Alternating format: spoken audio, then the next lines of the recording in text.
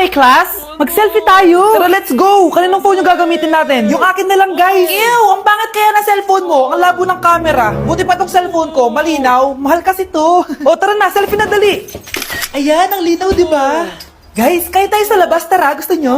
Di na ako sasama sa inyo, Enjoy kayo, guys, Kyle, sumama ka na. Minsan lang tayo mag-banding, Hayaan nyo na yan. Huwag nyo nang pilitin yung ayaw. Panira ng araw. Tara na nga. Kung may pera lang talaga ako, sasama ako sa inyo.